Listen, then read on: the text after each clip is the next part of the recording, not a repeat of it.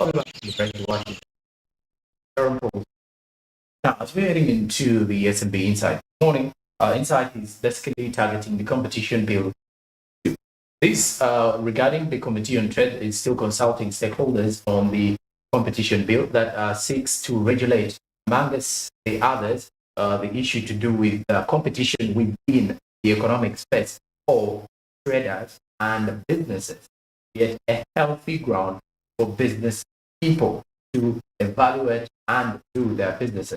But according to lots of things that are actually coming in, there is a plea that amongst the other clauses that should be added to the competition bill of 2020 should, among others, include clauses that protect consumers as well, not only the manufacturers or those who are actually in the retail and dealing with the selling of these products, or those who are actively competing for the markets of the consumers, basically.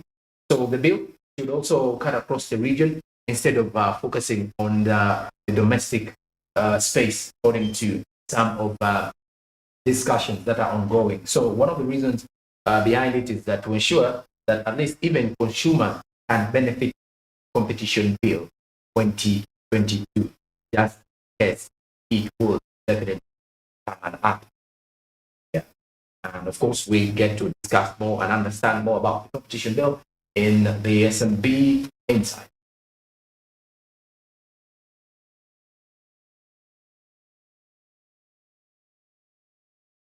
Also looked at other competition bills across the globe and wanted to see how successful they've been and how we can pick a leaf on what they're doing. So one of the things that we highlighted is the objective.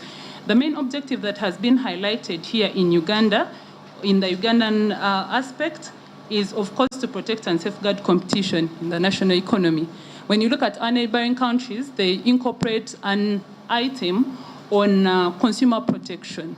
We felt that in the alignment, it is important for us to be in sync. The implementation and, of course, the implementation might be a bit different, but at least the objective would be the same. Because if we are going post the extra territories, then we'll need to be able to align the objective that we're trying to achieve. Ours is a bit limiting, so we were thinking that our objective would also include consumer protection. Number two, on compliance and implementation. Generally, when we're looking at the other competition laws, there's an autonomous body that has been isolated specifically to handle this. When you look at our bill, it says that the ministry will take that over, of course with a technical team that will be able to assist, but there is no provision there's no aspect of independence. There's who determines the structures, where are they getting the financing from, who is in charge of the checks and balances.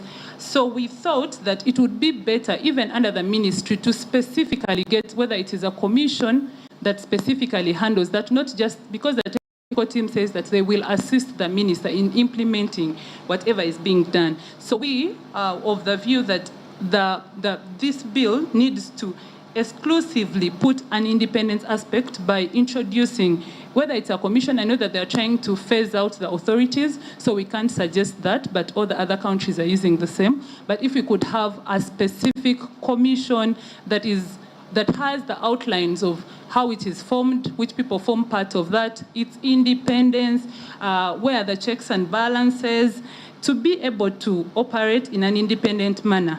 The functions are really very general. They're not elaborate. The powers are not specific. The members of the management and the staff to be appointed, their tenures, their removals. The bill leaves out that aspect, and we feel that in the implementation part, it's going to be very difficult for the ministry to again do the implementation if those have not been highlighted.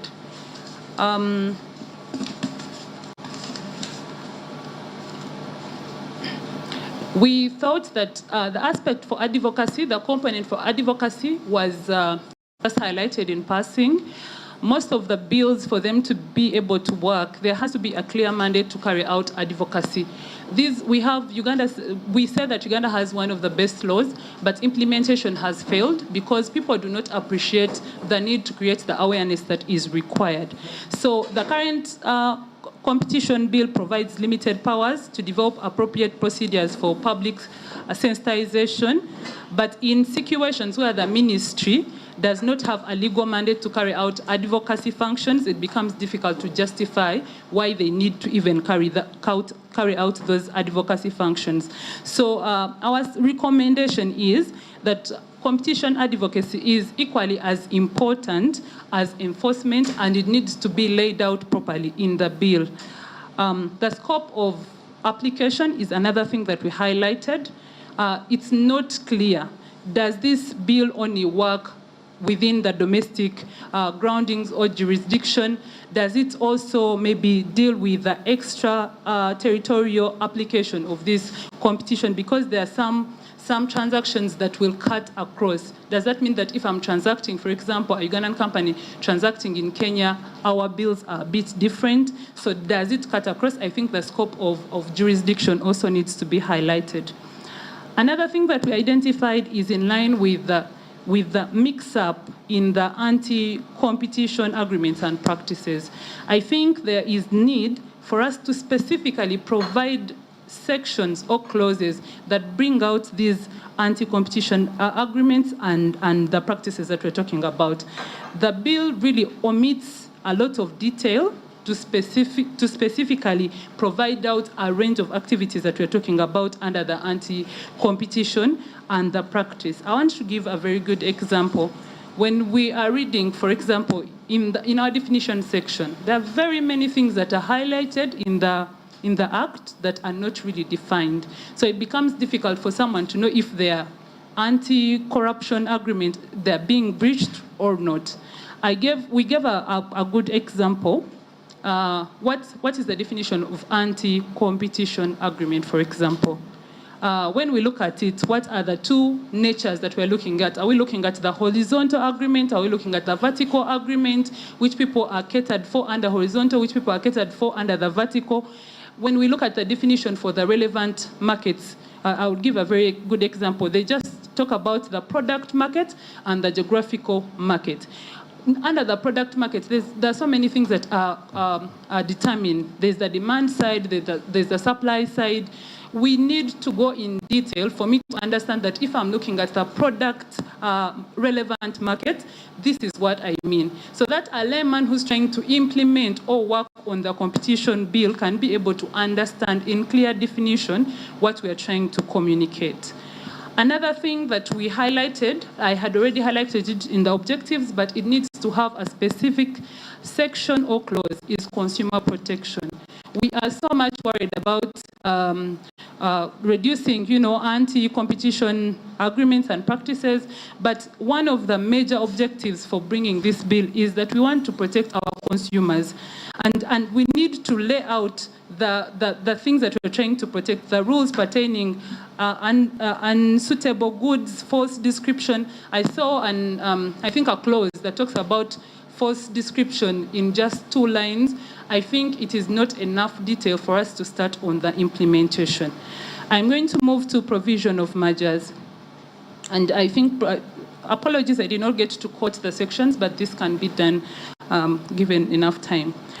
The definition of mergers is a bit wanting. You're referring to mergers as amalgamation, but it has to be clear. What is amalgamation? What details that? Because there's a clear definition that is provided by the Black's Law Dictionary that is internationally recognized. So I think that's one of the areas that we need to look at. But when we're looking at mergers, contracts, and thresholds, and also timelines for reviews, there are no merger threshold in the proposed bill.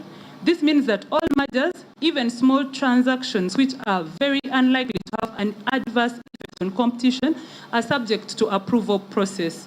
So when you look at it, there are very many advantages of the mergers. You can't put it in general that every merger will need approval of the ministry. There are particular, of course, exceptions that come with that. When you say merger will need approval of the ministry, it shows there's going to be don't need approval of the ministry. But also, there are thresholds that need to be introduced. And those thresholds, of course, are determined on the research that you carry out and say, maybe on the 40% of this, that is where the merger requires the approval of the ministry. And also, of course, the timelines for the reviews in line with the mergers that have been allocated. Of course, I also want to highlight that most local farms require nurturing. Mergers are inevitable. So I think even on the mergers part, we need to specifically put exceptions, not mixing them, because when you look at the bill that we are reviewing now, they are a bit mixed up. You can only get it there after you've read so many things. But we need to say the exceptions to this rule are the following. So that when I'm entering the merger bit, I know that if I am relying on ABCD for this merger, then I am exempted and the guidelines are provided by the ministry in which period and in which period for the review. Of course, we also made a highlight on the exceptions to the anti-competition restrictions. This was just a suggestion that we could also put a guideline on the provision for guidance on the applications of exceptions. Of course, this concerns that joint ventures that are into production, that are into research, development, distribution, transformation of a designated sector, and competitiveness. I would give an example of mergers for agro-processing and agro-industrialization. They need to be an exception as long as it shows that they're not changing, that they're not introducing a diverse, non-competitive act that is required. We also gave examples of course, export agreements. That could also be among the exceptions that are provided. The agreements to protect intellectual property, those are already internationally recognized. When we are making local laws, we need to be able to be in sync with the international laws, because then we'll be able to apply them elsewhere. But if we make one that is within our jurisdiction, it becomes very difficult for us to implement, even just in our neighboring boundaries.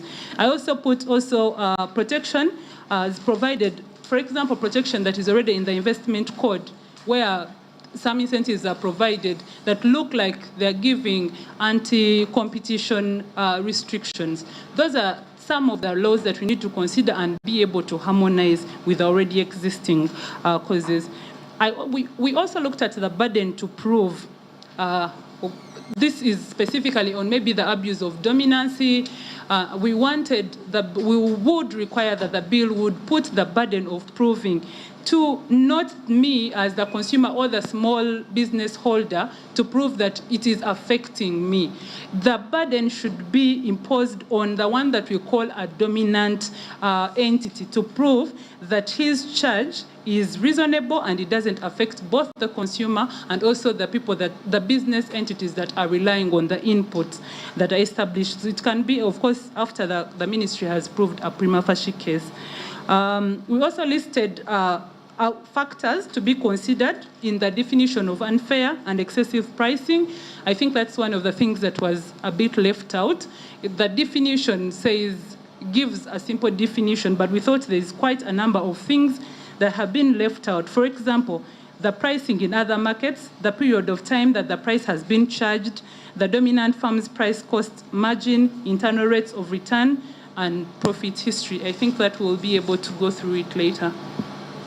Administrative penalties is also something that we looked at. Of course, there are some administrative penalties that have been provided, but there are certain contraventions of the competition bill that does not carry a penalty for the first time default. And of course, all contraventions that we're looking at, they're supposed to carry a penalty. But this penalty, we were also looking at the background that an administrative penalty imposed on a firm may be also extended to other firms that are doing the same. We don't have to keep reintroducing this penalty and this one. If there's a precedent that says you are maybe jailed or one of the directors should be jailed, it should apply and extend to other firms. And that is one of the clauses that can be introduced in the administrative penalties that are provided. Our concern is on the anti-competitive conduct by state entities. We are wondering how this is being covered, because government conduct sometimes is capable of inflicting as much harm on the competition as the private sector and competitive behavior. In most cases, maybe let me give an example of the local government. When we talk about bid rigging, the procedure that is followed. Now, the ministry, the same ministry is the one that is in charge of vetting and making sure that you're complying with this. And then the government in itself is causing anti-competition conduct. How are they going to be, how are they going to meet with the requirements? How are they going to be vetted? How are they going to be penalized? I think that particular bit is missing. We are only looking at the private sector competing with the private sector. We are forgetting that also the government entities compete in a way with the private sector. So our issue is that state-owned firms that compete in commercial markets are given special advantages. The ministry grants licenses sometimes without following the procedures. There are corrupt linkages that we require. So there has to be a separate clause, although that pertains the protection of business and consumers against such competitive tendencies. Lastly, we looked at the relationship of the competition, whatever we're trying to create, whether it's under the ministry or with the other government bodies. There are quite a number of laws that affect what we're talking about now. There's the investment code, there's very many national policies. Our question is, first of all, there's need to recognize the need for, of course, the competitive bill and the sector regulators to work together, but also a clear articulation of the relationship. There's a habit of when there is a competition bill or law that is passed, then it supersedes the other laws that have already been in existence. How are these going to work? The draft laws and the other policies, such as the industrial policy, the intellectual property policies, they are all essential to the competition bill and the law, but then there has to be an interface on how they are working. In this bill, there's no recognition of the other laws.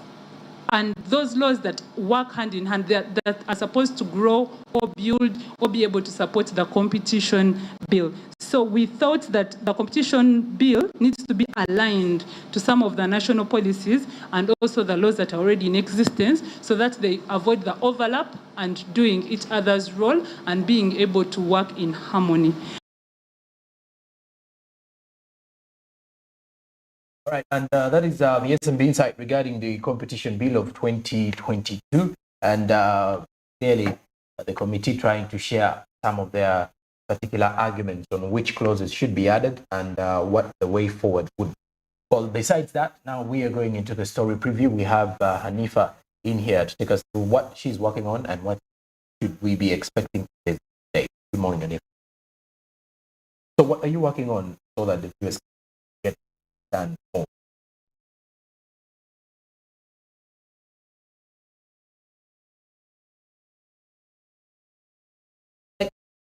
To present their report on the findings, why schools hike fees. Now, like the term is going to start, the schools have already defied government. Okay. They're like, then the government does not fund them. They have gone ahead to increase the fee. Mm-hmm. So at the end of the day, I want to as well understand, I've come to realize that government maybe, does this only apply to private schools or even these government schools that actually we all know the situation Ugandans have been